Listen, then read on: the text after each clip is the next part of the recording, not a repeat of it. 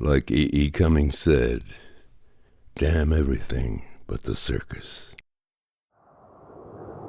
We put up our tent on a dark green knoll outside of town by the train tracks and a seagull dump.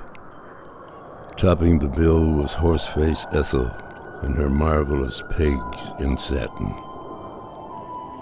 We pounded our stakes in the ground, all powder brown, and the branches spread like scary fingers reaching.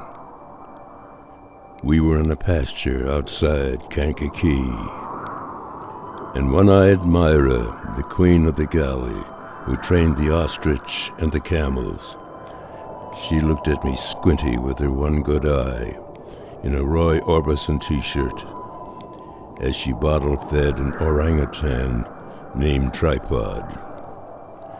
And then there was Yodeling Elaine, the queen of the air, who wore a $sign medallion, and she had a tiny bubble of spittle around her nostril and a little rusty tear where she had lassoed and lost another tipsy sailor.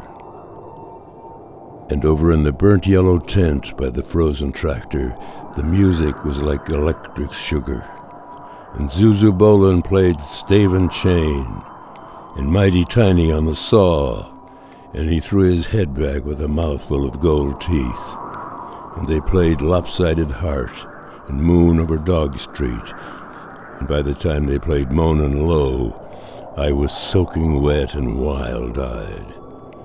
And Dr. Bliss slipped me a preparation, and I fell asleep with Livery Stable Blues in my ear.